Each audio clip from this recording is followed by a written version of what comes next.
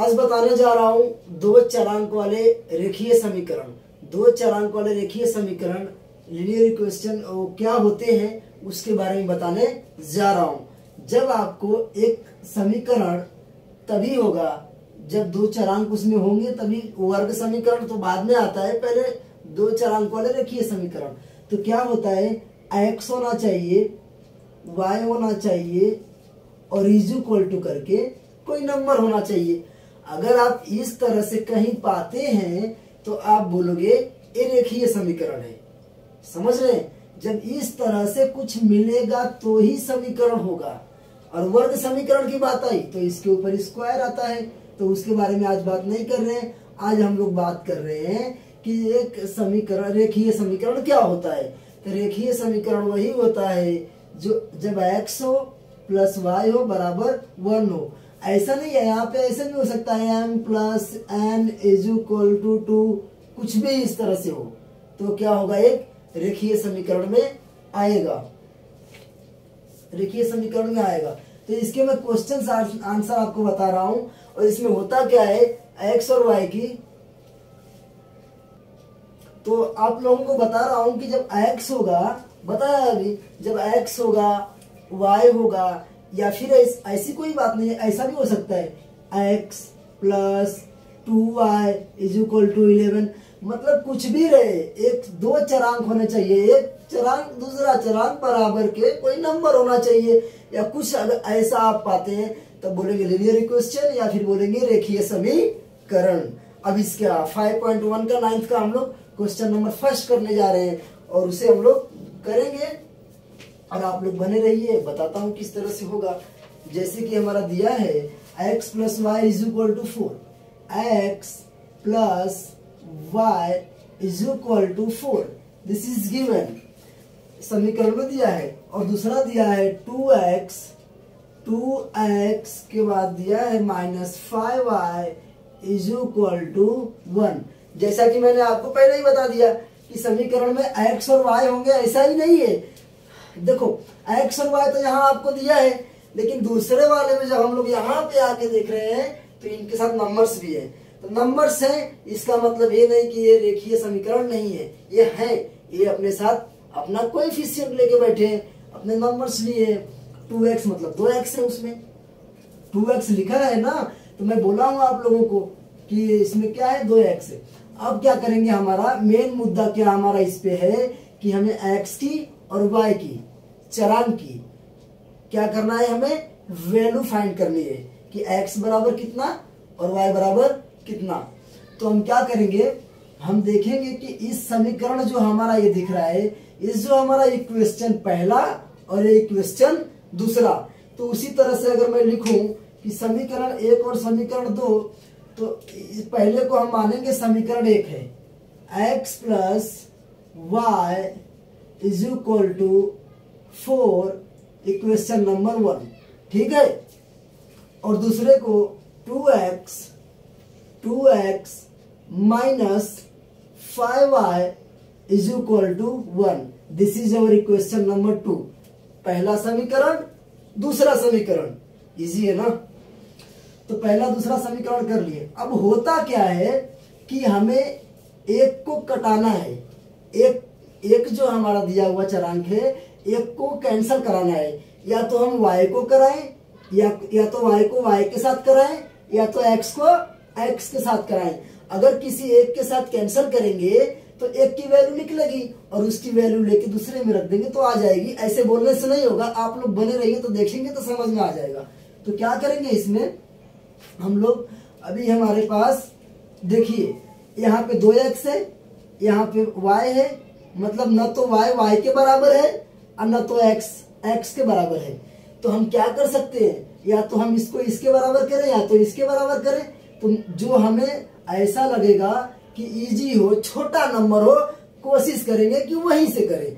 तो इसमें क्या होगा, अगर समीकरण 1 में इक्वेशन फर्स्ट में 2 से मल्टीप्लाई कर दिया जाए तो यहाँ 2 अगर हो जाता है, x के बाजू में अगर हमें 2 मिल जाता है तो क्या ये 2 के बराबर हो जाएगा ना।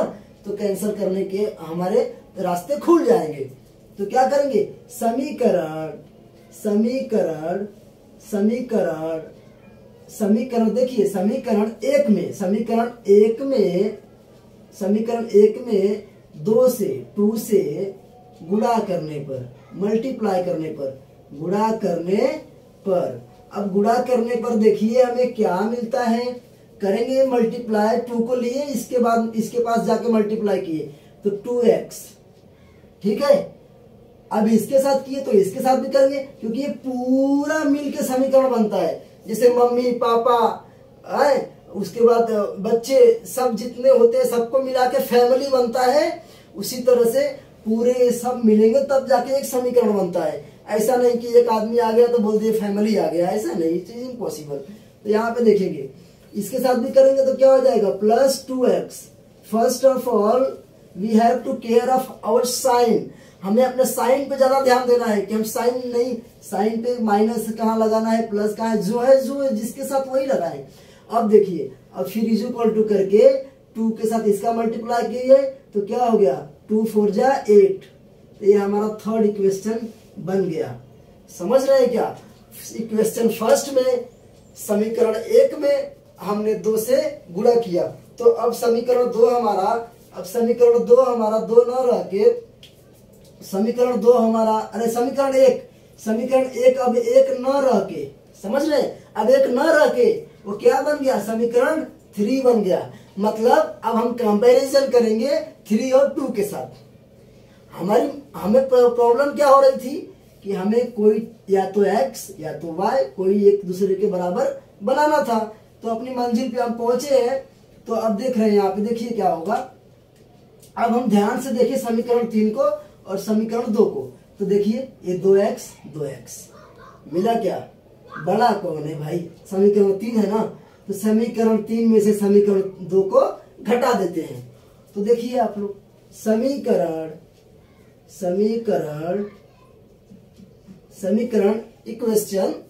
इक्वेशन बोलेंगे, समीकरण 3 में से समीकरण किसको घटाने पर, समीकरण 2 को घटाने पर, 2 को घटाने पर, क्योंकि समीकरण 1 तो अब रह ही नहीं गया ना। तो समीकरण 3 में से 2 को घटाने पर बड़े प्यार से क्या करेंगे, बड़े प्यार से करेंगे हम लोग, समीकरण 2 को और 3 को लिख लेते हैं। पहले 3 में से घटाएंगे, बड़े भाई में से छोटा भाई घटेगा ना, तो बड़े भाई को पहले लिखे, क्या करेंगे, मतलब जो हमने लाइन लिखा है इसके हिसाब पे चलेंगे। पहले 3 लिखा है तो 3 क्या है, 2x plus 2y is equal to 8। ये हमारा हो गया। समीकरण 2 के पास चलेंगे, क्या है यहाँ पे, 2x minus 5y is equal to 1। ये हमने समीकरण 3 और समीकरण 2 लिख लिया। अब आप लोग ध्यान दीजिएगा कि जब कभी भी आप लिखेंगे घटाने पर, तो या तो, हाँ, जब कभी भी घटाने पर लिखेंगे तो आप साइन चेंज करेंगे, और जब जोड़ने पर लिखेंगे तो साइन चेंज नहीं करेंगे, और बाई चांस दोनों प्लस माइनस होगा तो कट जाएगा, तो बाद में देखेंगे। यहाँ पे वो स्टोरी नहीं है। तो क्या करेंगे, यहाँ पे देखिए घटाने पर लिखे है ना, तो ये नीचे वाले का, ऊपर वाले का नहीं, ये नीचे वाले का साइन अपोजिट हो जाएगा। जो पहले था वो नहीं होगा, और जो है वो नहीं होगा, जो नहीं था वो होगा। अब देखिए ये दोनों प्लस में है तो यहाँ माइनस करेंगे, इसके नीचे लगाना। ये देखो माइनस है तो यहाँ प्लस, और यहाँ प्लस है तो माइनस। समझ रहे हैं क्या, साइन चेंज किया जाए इसीलिए लिखा गया है घटाने पर। हमने घटाने लिखा है ना, तो मतलब हमको घटाव का निशान तो हमें दिखाना होगा ना भाई। तो आप देखिए क्या होगा, यहाँ पे घटाने पर लिखा तो घटाएंगे इसे, और घटाने के समय हम देख रहे हैं कि यहाँ पे क्या हो रहा है। देखिए 2x एक प्लस है एक माइनस, गया कि नहीं गया, तो ये कैंसल हो गया, ये हमारा कैंसल हो गया। यहाँ क्या बचा, ये माइनस माइनस न रह के अब क्या हो गया, प्लस हो गया। तो 5 और 2 कितना हो गया, 7 हो गया कि नहीं हो गया, 5 और 2 क्या हो गया, 7y इज इक्वल टू, अब ध्यान दे बेटा क्या होगा, 8 है और यहाँ -1 है, तो घटेगा ना हमारा, लेकिन उत्तर में चिन्ह क्या आएगा, बड़ी संख्या का। कभी भी आप लोग घटाओ चाहे जोड़ो, जोड़ और घटाओ अगर दोनों दिया है तो उसमें से घटाव होगा पहले, लेकिन साइन किसका आएगा? जो बड़ा नंबर रहेगा, जिसका बचेगा। तो क्या करेंगे? लिखेंगे यहाँ पे 7। तो देखिए ये 8 में से गया तो 7 है, 7, ठीक है। अब इसके पहले आपको छठी सातवीं में मैंने पढ़ा दिया हुआ है, जब कभी भी इस तरह से होगा, एक नंबर एक अक्षर होगी, गिनती होगी, तो क्या करेंगे? गुणा होता है। तो multiplication always become division in next step. अगले स्टेप में मल्टीप्लीकेशन क्या हो जाता है? डिवीजन। तो y is equal to 7/7, therefore y is equal to 1। आप लोगों को समझ में आया कि नहीं आया? तो हमने क्या किया, हम यहाँ पे हम खेल किसके साथ रहे थे? हम खेल रहे थे x और y के साथ। उसमें से हमने क्या पा लिया? y पा लिया। अब हमें क्या निकालना है? x निकालना है। अब y की वैल्यू हम किसी भी एक समीकरण में रख दे, पहले में, दूसरे में, तीसरे में, किसी भी समीकरण में रख दे, हमें हमारी मंजिल मिलना ही है। तो हम क्या करेंगे? समीकरण y बराबर 1 किसमें रखें? सबसे आसान मुझे लग रहा है एक दिख रहा है, एक दिख रहा है ना, छोटा है। तो क्या करेंगे? y इज इक्वल टू 1 समीकरण 1 में रखेंगे। y बराबर यहां पे कर दो क्या? देखो अब क्या करेंगे? y बराबर 1 समीकरण किसमें रखने पर? 1 में रखने पर तो क्या करेंगे? सबसे पहले समीकरण 1 लिख लेते हैं। x plus y is equal to 4, x plus y is equal to 4, ठीक है ना बच्चा? अब ध्यान से देखना है, यहाँ पे कुछ नहीं करना है। y की वैल्यू निकाले है ना, तो y की वैल्यू क्या आई थी? 1 आई थी ना, y इज इक्वल टू 1, तो y की जगह 1 रखेंगे। इसलिए x प्लस वाई को हटा के 1 इज इक्वल टू 4। इसीलिए क्या करेंगे?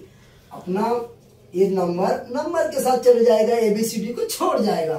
तो क्या करेंगे? x बराबर 4 माइनस 1, यहां से वहां गया तो माइनस, इसीलिए x बराबर 3 बचा। तो हमने देखा कि हमारा x बराबर 3 आया और y बराबर 1 आया। तो इस बॉक्स में आप देखिए, यहाँ पे इस तरह से आप लिख देंगे तो टीचर्स को भी अच्छा लगेगा, समझ में जल्दी उनको भी आ जाएगा। x बराबर 3 और y बराबर 1। मुझे लगता है मैंने मेरे तरीके से आप लोगों को, ये देखिए यहाँ पे कैसा है, यहाँ पे मैंने यहाँ से दूसरा किया ना, इसको ध्यान दीजिएगा। ये हमने x निकाला हुआ है, बाकी ये जो है y निकाला हुआ है। तो मेरे ख्याल से मैंने अच्छे से बताने की कोशिश किया है। और यही बात जान लो आप, जब इस तरह से पाओगे ना, कुछ लिखा होगा, 2 चरांक लिखे होंगे और एक नंबर लिखा होगा, तभी वो समीकरण होगा। और समीकरण को इसी तरह से निकाला जाता है, एक बार x को और एक बार y को।